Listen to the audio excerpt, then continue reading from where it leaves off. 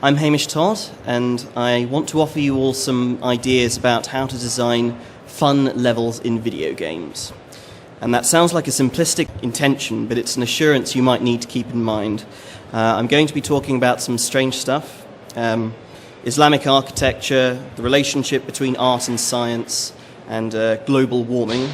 But all of this has one central concern, which is fun design. I'm going to start by describing what I believe was a very proud moment for our industry, the video games industry. This was at 9:30 Thursday morning, May 2006, and this was an episode of Radio 4's In Our Time. In this episode, they were talking about the Poincaré conjecture, which is a cosmological idea. Someone was trying to describe the shape of our universe, and that's quite a difficult thing to do, and so they drew an analogy. It happened to be an analogy with a video game. Now, the strange thing about the shape of our universe is that it seems to have no sides. If you go 1,000,000 billion light years in that direction, you're not going to hit the side of the universe, and instead it's theorized that you'll actually come back in this direction at some point. And the same is true if you go in that direction, you'll come back through this direction. Same, whatever direction you like. Some people have a lot of difficulty with this idea, though, but building a mental model of this is relatively easy if you've ever played the arcade game Asteroids. So, when Atari were designing Asteroids in the 1980s, it was decided that any entity that goes through the top of the screen would come out the bottom, and any entity going through the left would come out on the right. This was a clever decision for a number of reasons. It means that no entity will ever leave the screen, which in a game about crowd control is a tough but appropriate decision. No entity will leave the screen until you deal with it somehow. So it makes it tough, but it also makes the game easier in some sense, because you will never be cornered in the game, as you would be if the sides were solid, because you can always go just like that. And best of all, this sort of wrapping effect makes the movement of the entities in the game interesting and challenging to predict. And principally, easy to understand and easy to program. Now, in addition to being very fun, Asteroids presents a perfect two-dimensional caricature of the idea of the sideless universe, the idea of a finite space that has no boundaries. Asteroids allows you to experiment with the implications of this concept, and if you want to get a high score, you're forced to build a mental model of it.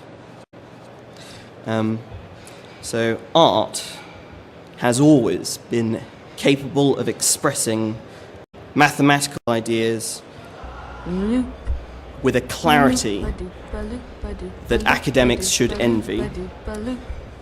This video was made by a woman called Vi Hart. She describes it as a visual and musical expression of mathematical symmetry groups. A symmetry group is a very mathematically deep mathematical construct. You can find them in engineering and biology and chemistry, and these things often require an understanding of symmetry groups. But despite the depth and importance of these wonderful things, normal people are seldom given opportunities to think about them properly. They are brought out beautifully in this combination of animation and sound, though. They're also brought out beautifully by Islamic art, and that's another art form that I'm going to be talking about later in relation to symmetry.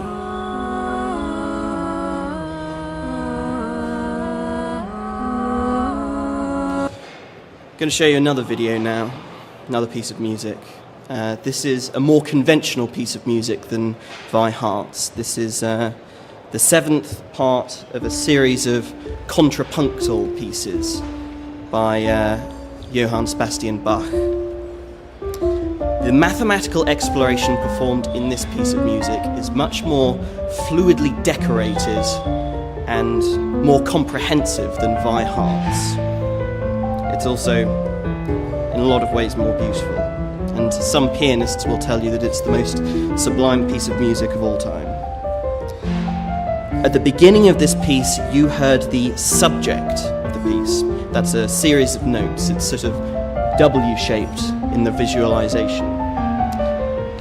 That subject is being turned upside down and stretched and squashed, and all of these things are being appended to one another or layered on top of each other. The result of this process is a piece that I consider to be full of insight. In seeing how the layered things can come together, you learn something about the symmetries and about the real world. I wonder how much it would surprise you all to hear me say that there is something like contrapunctal music to be found in the Castlevania series. So the original Castlevania is a towering piece of fun game design. There is a famous enemy in it, this one. It's called the Medusa head. Now the pattern that the Medusa head moves in is called a sine wave, and it is no coincidence that in addition to presenting fun gameplay possibilities, the sine wave is an object of great mathematical depth and beauty. This is a very infamous part of the original Castlevania.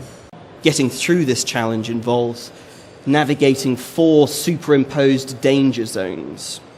Prior to this room, all of the separate axioms of this engagement were introduced to the player in a safe environment. And so when they are brought together, the player is very capable of analysing the labyrinthine results. That's one level that uses the Medusa head well, but I brought Castlevania up in relation to contrapunctal music, and there's a place that I want to make there's a level that I want to make a direct comparison with contrapunctal music. This is Castle Prosperina, the final level of Castlevania Bloodlines, and parts of this level are augmented similarly to what you'd find in music. So, for example, in this room, you've got to accomplish platforming challenges with the screen vertically flipped. In another room, you face the same challenge a number of times, but with a specific step up in tempo each time. But the most extraordinary part of the level is this one. This requires a little bit of explanation, though. In this room, the screen is split into 5 separate viewports along horizontal lines. You can see that the character is split away from his feet and the tip of his spear because he's standing at the interface of these separate parts. Now, this is very interesting. You've got to think of this room partially as 2 separate locations and partially as one. And you've got to think about how the vertical position of an entity affects the horizontal position that you will perceive. And if you fail to think about these things, then you will miss a platform that you're aiming for and plunge to your death almost inevitably. And there is only one enemy that was deemed worthy to appear in this strange environment. And it's the Medusa head. You can see just one over there. The Medusa head's trajectory, it now looks like this. That's quite a sophisticated thing for the player to understand. And only the Medusa head. It's possible to predict it with great precision, and it's very recognizable. The Medusa head was the only enemy that fit the requirements for this level. When they were deciding what entity they wanted, they needed something that was able to move in 2 dimensions, because if it was just moving up and down, or if it was just moving side to side, then there would be almost no effect. And you also need something very recognizable, because we want the player to be thinking about what does this visual effect do to the entity's movement, rather than having to think about what is the movement in itself. So a complicated AI would not be suited to this place. There's quite a lot of physical creativity in Castlevania Bloodlines. It's full of rooms like this one. It's got lots of rotating objects and screen-filling effects and strange enemies like this one. This enemy moves in a sort of quintuple pendulum. If you imagine a pendulum attached to another pendulum attached to another, and so on, and it moves all of these sort of simultaneously, it's very interesting. Why is there so much physical creativity in this game? I think that the answer is that the makers were thinking about what can we do with the platform that this game is on, the Sega Mega Drive, or the Genesis for the Americans in the audience. What can we do with the Sega Genesis that we cannot really do easily in any other platform? There was an intimate relationship in Castlevania Bloodlines between the capabilities of the hardware and the code and the challenges and decisions that the code bore out. This is a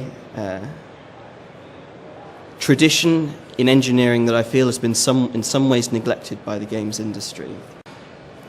There are some very, very interesting things happening in the code that is pushing technology today.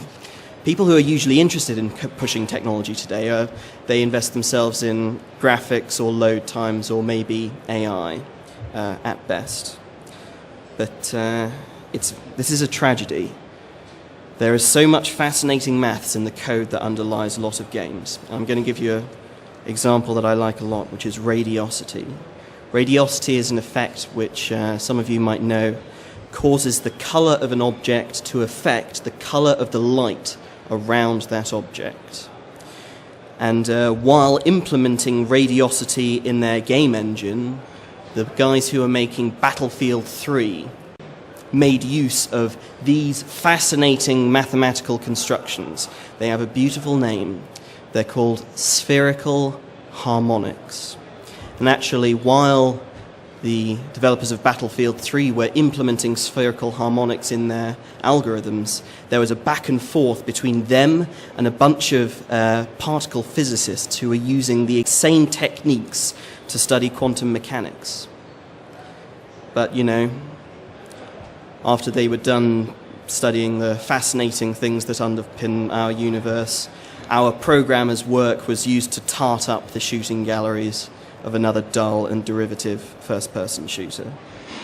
John Carmack, who made this game Rage and also Doom, and Eric Malahue, who made Dance Central and Guitar Hero, programmed Dance Central and Guitar Hero. These people are literally rocket scientists, and the maths that they put in their games engines would astonish their audiences if only they were given access to it. I have a cautionary tale to tell to programmers. We must learn to express the mathematics in our game engines well. The cautionary tale I want to tell you comes from Islamic art. There is a group of artists, this is a group of artists who were looking at the same problems as game programmers today, who failed the world in the same way. Islamic artists are forbidden to depict nature, and so they usually tend towards depicting abstract shapes and properties of abstract shapes. This is Jacob Bronowski, by the way, who presented the astonishing documentary The Ascent of Man. And in this fascinating episode, Bronowski is looking at the properties of crystals. He asks, you know, what is it that makes crystals so regular and so sharp and have the certain properties that make them useful in industry and for improving our quality of life? The answer is essentially symmetry.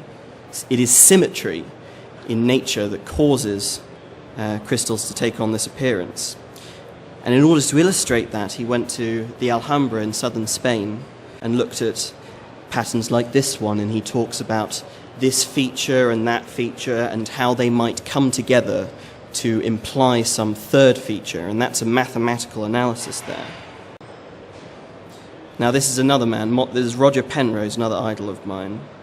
And in 1973, at the same time that Bronowski was making The Ascent of Man, Roger Penrose was sitting at the kitchen table with his father, playing with the mathematics of tilings. A brief word on tilings now.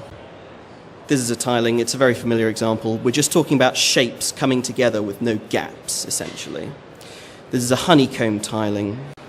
There are two features of it that I'll draw to your attention. Number one, it's not hard to imagine this tiling going on infinitely, just forever and ever, in every single direction. And that's quite a profound and useful thing to know about the honeycomb tiling. Another thing that I'll tell you about is if I were to pick up this picture, move it along just slightly, move it along by one hexagon and set it down again, there will be very little change in the appearance of the tiling.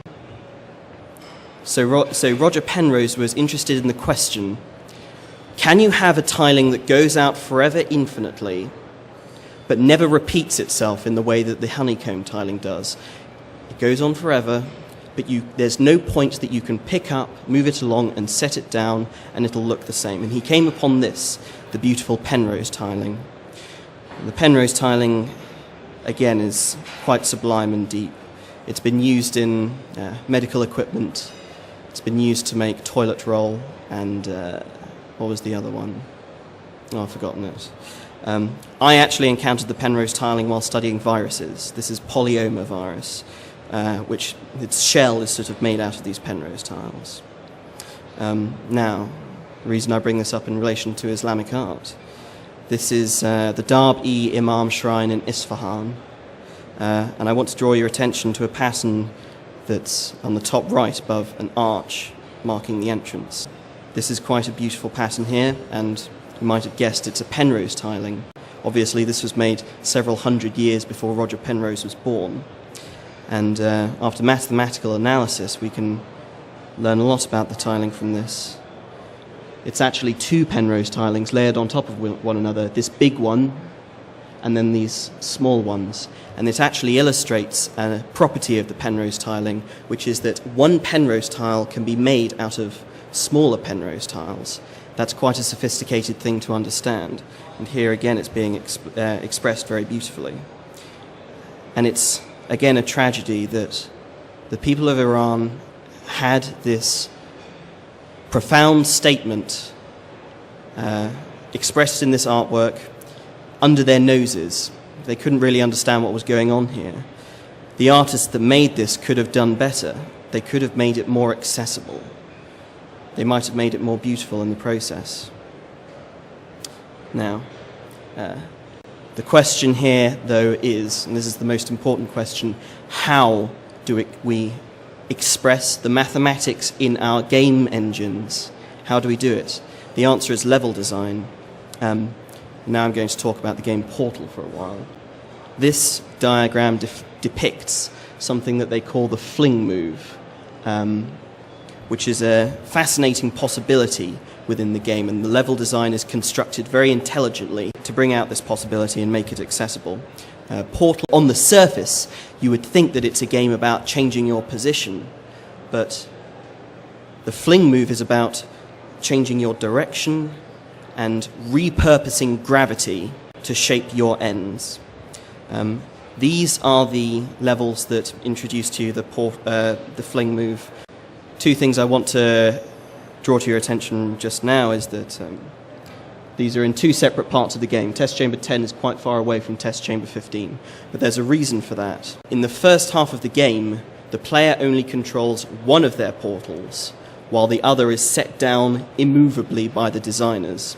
And that's a limitation upon the player, which is used to make your education more fluid.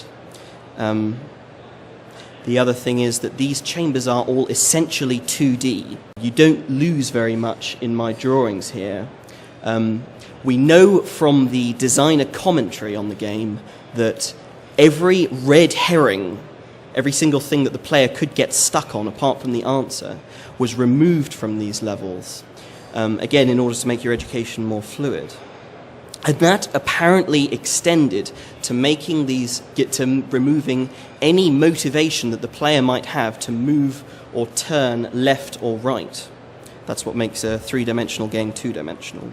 So this is the first this is the first part of your education.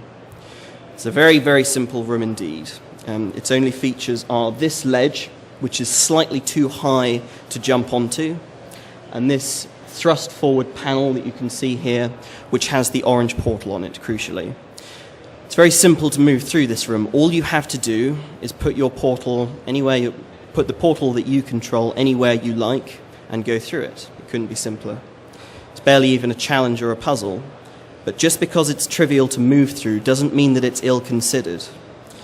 This room successfully introduces an action, the action of moving forward out of an orange portal across a gap to somewhere you can't reach. And it associates that action with the thrust forward panel, which will become a motif. Here's the second room, which you go into directly into after that one. Again, pretty bare. You'll notice first that it's tiled almost exclusively with black tiles, which are resistant to portals. You can't put your portal on them. Again, the only features really the thrust forward panel, and then this pit, which has the white texture at the bottom. And you'll notice that this part here is shaped like a diving board, associating it with the idea of diving, and also it's a very narrow platform, so if you stand on it, then you're likely to fall off. So the player is essentially being invited to fall into the pit here. And when the player is on the bottom of the pit, there's not much they can do, except for try and get themselves out, which they have to do by putting their portal on the floor beneath them. And then, if they do that, by the way, they'll sort of plop out of this panel here. And that is part of how you solve the puzzle. The way that you solve this puzzle is to jump from the diving board onto a portal on the floor, and in falling you'll gain a bit of momentum which will take you, coming out of here, and will take you all the way across the room, as opposed to the plop, which would just take you to here. So by getting stuck in the pit, you put your portal on the floor and you're drawn closer to the solution. So the designers here are making very perceptive use of a mistake to guide the player towards a solution. Here's the third part of the progression. Here's the now familiar panel and the pit. First thing to note is that the orange portal, the one that is laid down by the designers, is now at the bottom of the pit as opposed to the panel. So to complete this challenge, the player has to put their blue portal on the panel that thrusts forward. So the player has to engage with both sides of this action. The solution here is to, like the second one, jump into your portal through here, come out through there, at which point the top panel will come forward. Then you jump into this portal again, come through a portal you placed on here, and that takes you to the end. And this particular part is about playing with the variables of the fling. Our pit is deeper, our gap is longer, our destination is elevated, our panels are moving. So we're playing with the numbers of this equation. And that's a step towards the player being able to control those numbers themselves. And that's quite a difficult thing for the player to understand, because bear in mind that the fling, when you do it, when you're passing through the air, it's very sort of disorientating, and so it's nice to have things laid out for you in this way. Now we are making a great big step forward in the game. This is the first part of chamber 15. So the player is in control of both portals. Again, we've got this thrust forward panel, but there is no pit, which presents us with a problem because we need a descent to give us the momentum that we need to go far, that we need to cross over this barrier to the other side of the room. The elegant solution to this puzzle is to place a portal on the floor, go through it, fall out of this panel with a plop.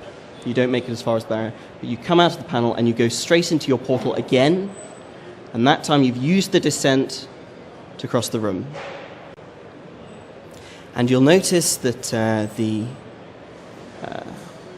first half of this room is white, and the second half of this area is sort of black. So the midpoint is marked, and it just so happens that the player, if they come out of the portal with very low momentum, they'll sort of plop down to this exact halfway point. So the graphics are suggesting to the player, you might want to double what you've just done. You are halfway through solving this puzzle. Speed is the only difference between the plop and the movement all the way across, and so speed is what the player is being forced to acknowledge here. Here's the final part of your education. This part is like the first one, but if you plop this time out of the panel, so you come out of the portal with very low momentum, you'll just hit the black surface down here, which is another problem. The solution here is to go into this separate room where there is a slight dip here, just a slight one. You put a portal down there, you jump into it, you come out of the panel. You don't go all the way across the barrier, but you do make it at least as far as this part of the room, which has a little bit of white on it. And if you put a portal in the place where you're about to land, you'll come out of the panel again, and this time you'll have the velocity you need to complete it. This room puts into place the last parts of our tool. The player is now trained in repositioning a portal while in the air. You can divide your descent up into two separate parts, and you can use the resources of two separate rooms to put your plans in action. And now you've got that tool, and the game at some other points will make you clarify it by doing it a couple more times. But then it also plays with the concept as well. There's this rather elegant puzzle where you've got to do a fling move, but your floor space is highly limited, so it's a sort of delicate kind of fling. Then here's another part where you've got a skewed panel, and that, when you fling from here, it sends you careening a very long way, which is quite interesting. And then there's this magnificent room, which turns the fling through a right angle, with some very interesting results. Now, when I was studying maths at university, I had a course mate who was studying wormholes, actual wormholes, for a real project. And he assured me that if Einstein's equations of general relativity are to be believed, then there are almost certainly real wormholes to be found somewhere in space. And it is very moving to me that a video game was enabling normal people to play around with these magnificent structures. Now, I'm going to talk to you about my game for a little bit. There's one particular set piece in it. This part of my game has taken more than a year of iteration, but I believe it expresses something interesting with a good degree of clarity. First, I need to describe a phenomenon called the Doppler effect. I want you to imagine two objects. One of them is sending out signals with perfectly regular intervals, which are received by this object. Now, imagine our two objects are moving apart. And this one continues sending out regular signals, but the reception of this by this object of the signals will have greater intervals in time between those signals being received. That's caused by the velocity. To give you an example, imagine you're next to a road and a car goes past you, and it'll make a very particular noise, which is embarrassing to imitate, but I'll do it anyway. It sort of goes, "Meow." Now, sound is a series of waves, and the further apart those waves are, the lower the pitch of the noise you hear is, the closer they are, the higher the pitch. And when the car is moving towards you, the sound waves that it emits are squashed together by its velocity. And when it's moving away from you, they're stretched apart. That explains the difference between the Now, my game is about bouncing bullets. Still a work in progress, by the way. You shoot bullets, you can walk back and forth and up and down ladders. When your bullets hit a surface, it plays a glockenspiel note. And your goal is to hit these angels who have a certain amount of AI which does its best to escape from your shots. Now, apart from you and your bullets and the angels, the only other objects in the whole game are these sort of blocks here, which descend. They're pulled down by gravity. They'll keep descending unless they are caught by an angel. Now, here's something that here's a little thing I'm going to show you. I found it while I was thinking about the Doppler effect and seeing if it was possible within my game. Watch and listen to the yellow bullet.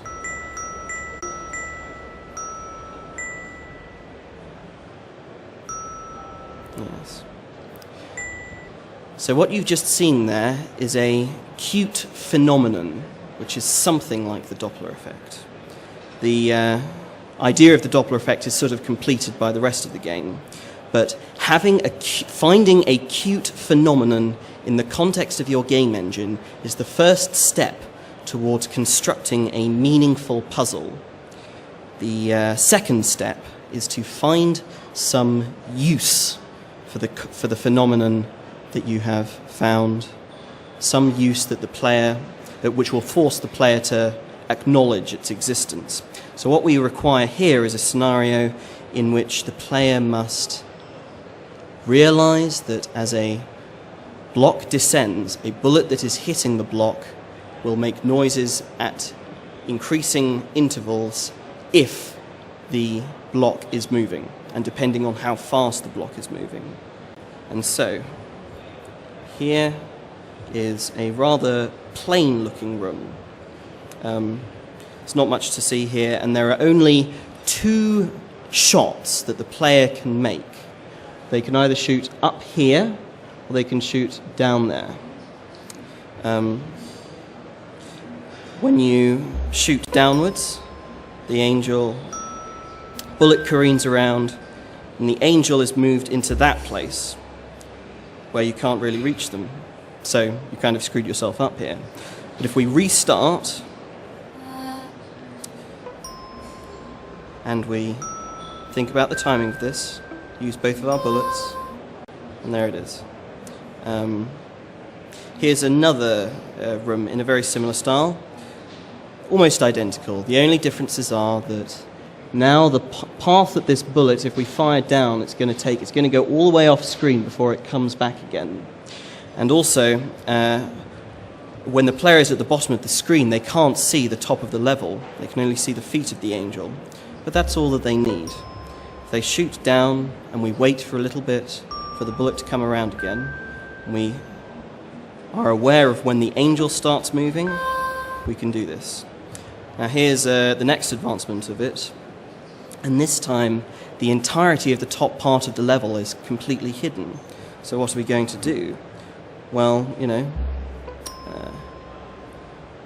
again, the bullet goes all the way off screen, but when we go up here, we see that there's another angel. We can make short work of her. And we've created this insistently loud structure here. The angel, but that structure changes when that angel starts moving away. So how about this? We're going to restart, go back up here, set up our structure, shoot downwards, wait for the change in sound that will mark that the angel has gone.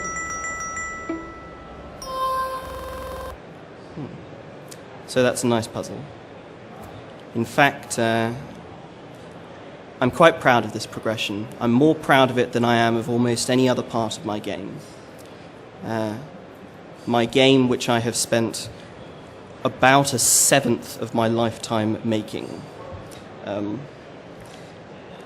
This challenge is very thoroughly play-tested. And there's a lot of advice that I could give you from the process that I went through while making it.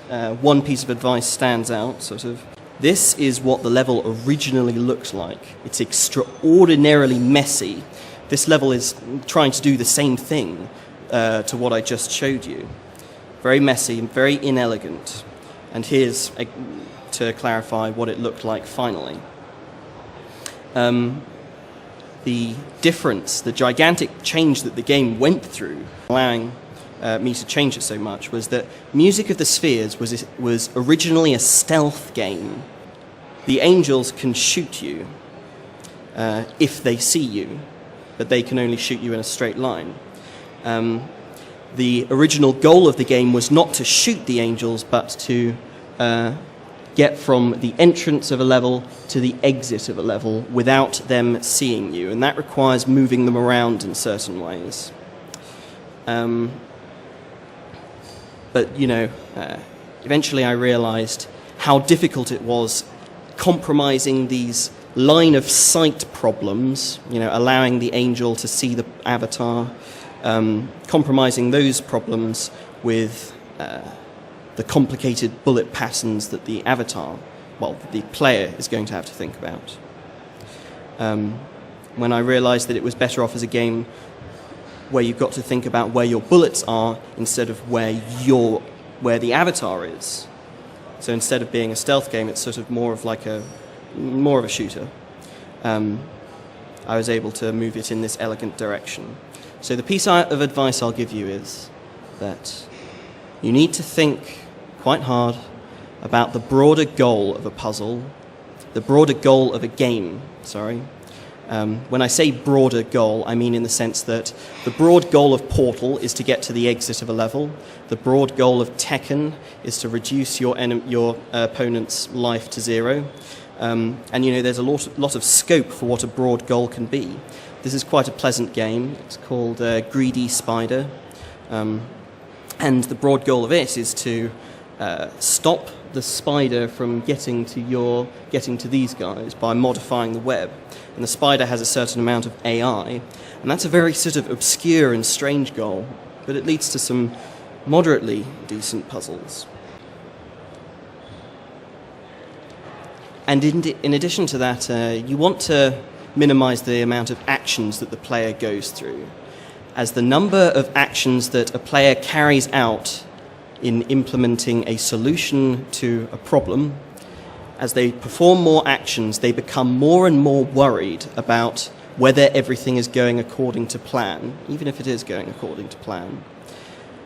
Reduce the number of actions, and you will allow them to focus on whatever wonderful thing it is that you are trying to express.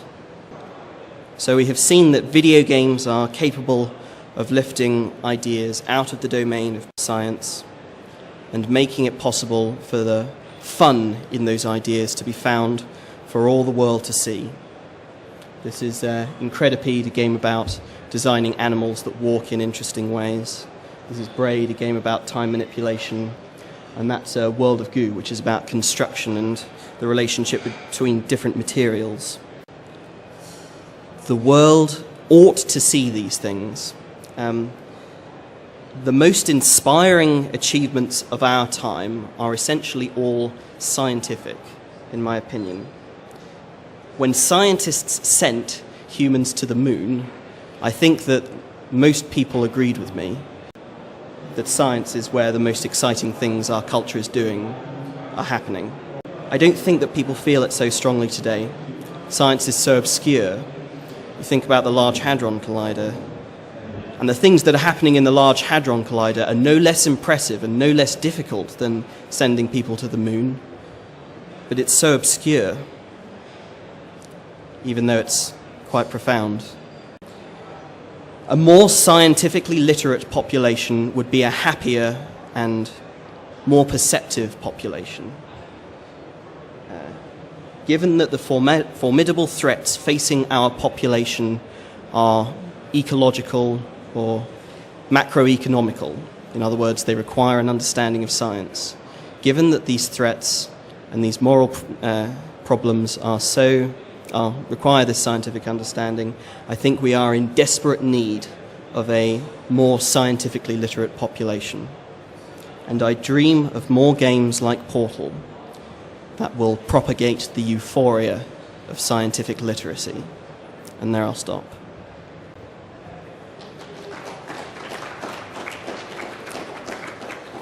Thank you. Do we have any questions?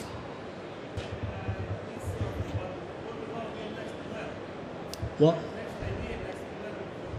Oh, I'm probably going to leave the games industry now. I'm going to be releasing Music of the Spheres pretty soon, and I have every reason to believe that it's not going to make any money at all. No problem. Thank you all very much.